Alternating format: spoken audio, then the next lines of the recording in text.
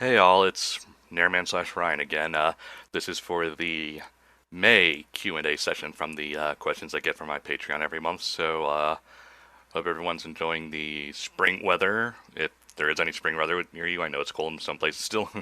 So I guess I will get on with this. From Rob Lawler, favorite non-gaming medium. Uh, Probably just animation in general, because you can do so much with it, whether it be silly or just interesting artistic stuff. I mean, you go back as far as Looney Tunes with like Duck Amuck, and that stuff you can only do in animation, especially back then compared to doing stuff now. And I generally prefer 2D animation compared to 3D. Not that I have a problem with 3D animation, it's just that when I go watch a Pixar or DreamWorks movie, it always looks so plasticky and sterile in a sense.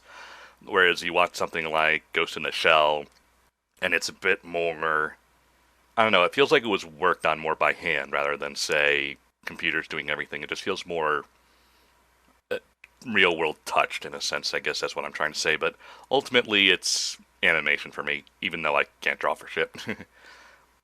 From Mauricio Cuervo. Mauricio Mark1246 from Twitter here. Thanks for the music suggestion, Ryan. Heard most of them and really enjoyed them. Here's my question. What is your plan for the future of BSC and for yourself? Because I know you want to move out, something like that, I think. Has Patreon helped you or not the number you were expecting it for? If it's too personal, I understand. See you and listen to that MomoCon. And he has a few PSs there, but I'll answer this one first. As far as BSC goes, it's kind of just steady as she goes in a sense. I do want to do some more streaming stuff as far as the channel's concerned, like what Ted does for the channel that I try to take part in every most Fridays anyway. So I kind of want to do a bit more streaming. Obviously, John's coming up with his free company in Final Fantasy 14 with Brain Scratch, so I think we're getting there a little bit. So that's kind of my main plan with BSC. Other than that, it's just kind of steady as she goes.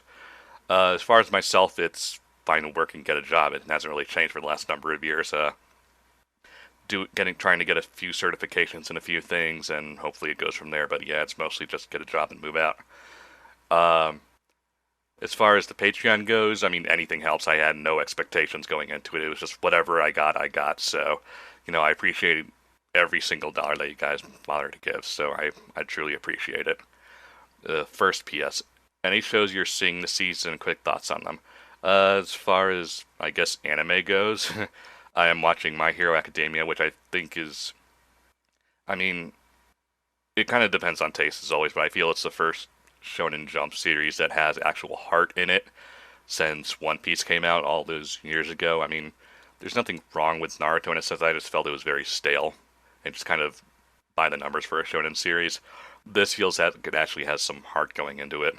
I'm watching Cabaneri of the Iron Fortress, which is a little bit of cheesy spectacle, but it's also pretty well done as far as the animation and music quality goes. So I'm enjoying that. I'm watching Kisniver because yay, base trigger. That's pretty well, although I'm curious as to where it'll actually go. I'm watching Lost Village slash Mayoiga for very cheesy, bad horror stuff. There are a few other things I'm watching, but obviously just look at a list on any chart or whatever and kind of pick whatever you feel like, really. And far as PS2, what was a recent time you had anything generally happy happen to you? Mostly just planning for con stuff, really. I'm not really sure. I don't really pay attention to specific moments. I don't have a good memory for all this sort of stuff, so that's kind of my answer for that. From Guillermo Acosta Rule. Hey Ryan, DC Dungeon Master here with two questions in case anybody has already asked. One, what are your thoughts on how Nintendo is handling the NX with Zelda Wii U NX?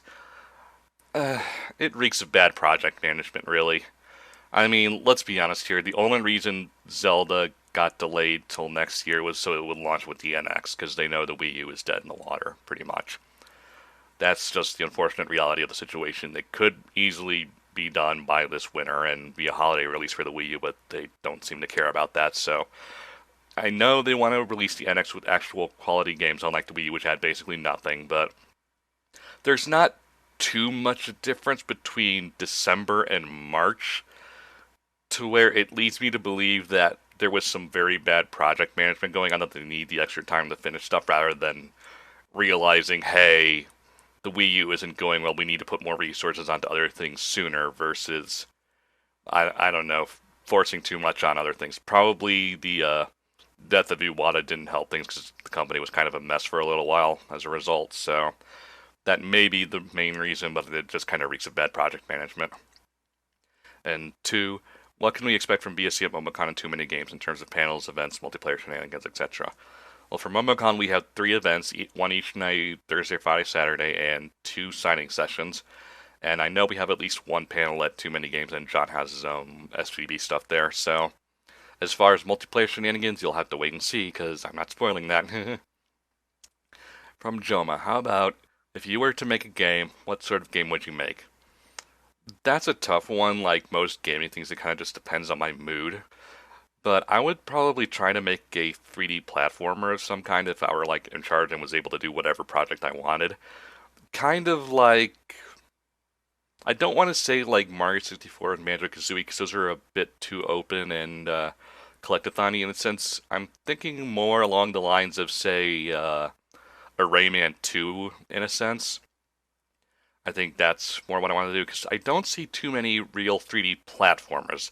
They're all kind of become more actiony and more collectathon-y in terms of like Banjo-Kazooie or DK64 and stuff.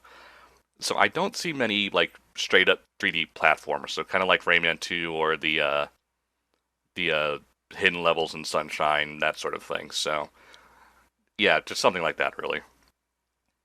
From Alice Rene, your favorite Batman. For what reasons do you prefer him compared to all other incarnations of the character? It's Bruce Timm animated Batman, really. Most of it is nostalgia because it was the first one I ever saw, really, because 90s kid. Besides from like some old cartoons or Batman '89.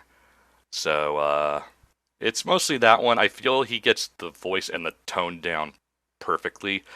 Because Batman is a dark character, just kind of by his nature, unless you're doing something, intentionally silly like Adam West or something. But just by nature, he's sort of a dark character. But he's not so grimdark that he needs to be taken seriously all the time. Because let's be honest here, he's running around fighting villains like the Riddler and Penguin and other somewhat more wacky villains in his arsenal compared to grimdark ones like Joker or Two-Face or something. So it doesn't need to be super serious all the time. I think that was a little bit of the problem of the Nolan verse in that. Aside from a few moments, it was a little too serious all the time. I think Bruce Timm animated Batman knew how to straddle that line between being serious, because he's a serious character, but also having a bit of levity to the situation. Like, go back and watch Batman the Animated Series a bit. Look at how much Bruce and Alfred snark in the Batcave and stuff. So, you don't really see that much anymore, because I guess Batman has to be, like, uber serious now, and it's fine being serious, but you gotta have some moments to breathe, and I think Bruce Timm animated Batman does it great. As far as other things go, I think it nails the look perfectly, because I never really like straight up armored characters. I mean, it makes sense for him because he is ultimately a normal guy wearing the suit, running around doing really dangerous shit. But I don't like the armored look. It looks too bulky and too kind of angular in a sense. The animated universe has that kind of classic look to everything while making it, well, for the time, a bit more modern as far as the animation goes. So it would probably be Bruce Timm Batman, most likely. From Jack Critelli, what are some of your favorite memories doing Brain Scratch or favorite memories from cons? Mostly it's our live stuff that I remember really well, and generally a few other, like, particularly noteworthy commentaries like Ocarina of Time or a few other things we did. As far as conventions go, I would have to say that, I don't really remember cons specifically, in the sense that after you go to so many, they all kind of bleed together a little bit. I'd have to say one I really remember is, of course, our first BSC panel at one, because that was really kind of intimidating in a sense, actually having to be a panelist.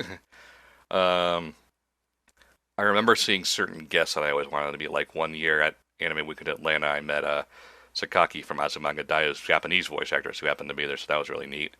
Other Other than that, yeah, they kind of just ultimately blend in together after you go to so many. So I mostly just remember seeing various guests at certain ones. So that's about it. It seems that's basically all the questions this time. So thanks everyone for asking the questions, and the link to the Patreon is down below if you want to ask your own. Thank you very much, and have a good day.